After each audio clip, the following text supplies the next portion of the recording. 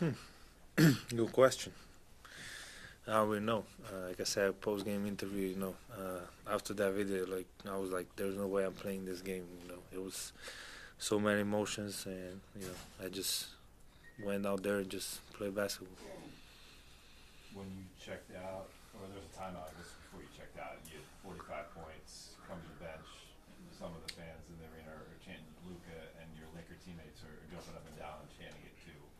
What was that moment like for you, and how do you think this was an eventful day for the Lakers as a team and you being a part of them? Big time because they all had my back. That's what we talked about before the game, and everybody had my back, from coaches to players. And we're trying to build something special here, and that was really, really, really nice to see. Oh, we talked about this last night a little bit. You said it was going to be an emotional night, but you weren't fully sure what to expect. I guess when you woke up this morning and got to the arena, more so even pregame, like what were you feeling as you walk through this arena for the first time in a while, as you see these faces? Like what were you feeling in those moments specifically? Well, it was a little bit of both, happy and angry, but it's nice to see some familiar faces here. I spent a lot of times with them. But like you said, it was a lot of emotions. When I woke up, I was tired. I ain't gonna lie, I didn't sleep much. I was excited about this game, and I really appreciate the fans, the way they reacted to me. Luka, what was the exhale like after The what? the exhale? Was there a sigh of relief or exhaustion from you after tonight? Oh, to be able to I'm put this tired. on? I'm tired. I'm tired. But I'm happy. I'm happy it's over.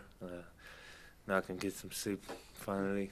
But like I said, it was an amazing experience. Like I said, the fans, the way they accepted me, cheered for me.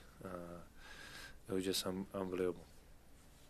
Luka, you had that moment after you checked out where you got a standing ovation from the crowd, you got a standing ovation from the bench, and then you sat down and you were surrounded by everyone standing. What was going through your head there when you kind of sat by yourself for like 30 seconds? Honestly, I don't really know. I wasn't even thinking. I was just, happy. I wasn't really thinking. I'm sorry. I don't know what to say because I wasn't really thinking. I was just saying there, it's over. We won, and I had a great time. Luka, Dave alluded to this a little bit, but not just tonight's win, but beating OKC in the way that you did, hanging in the second game. What kind of collective confidence does this give you guys? As you still need one to secure the 3 seed, but what confidence does it give you as you approach the playoffs? I mean, first of all, it's a big time that we clinched playoff spot. It's a big time. You don't want to play in. You get some rest. But obviously, we won the 3rd seed, and we're gonna go after it for sure. Luca, you can explain in Spanish, ¿nos puedes hablar en español un poco qué pasaba por tu cabeza cuando estaba viendo el vídeo, cuando te has emocionado?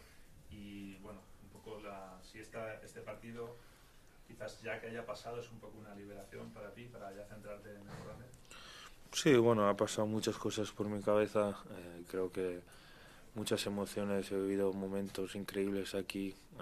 Vine aquí con 18 años, no sabía lo que esperar. Entonces me hiciera como una casa aquí, mi segunda casa.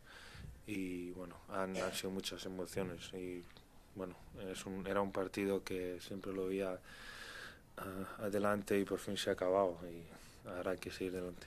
Es una liberación. Sí. Luka, specifically, during that pregame video, what were some of the moments that found you, made you most emotional? Was there anything in particular that really stuck out to you as you kind of looked back as sort of, your basketball career in America kind of compressed into 2 minutes?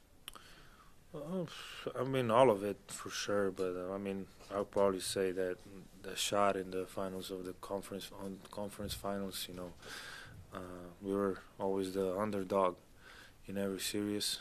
So the way we came together and played together, it was just another level, and everybody was locked in, and I would say that was the moment when I remember last year. There was a lot of moments there with your former teammates. You had exchanges, you had embraces.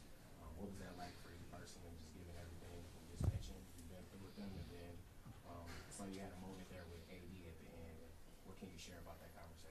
Yeah, I mean, those are, like I say, those are my brothers. I know we're not on the same team now, but I always have contact with them. We went through wars together, and it was just like it was nice to see everybody. In the end, with AD, we got traded for each other. So from now on, everybody gonna compare us to. I think he's an amazing player, and I think he's gonna do really good in Dallas.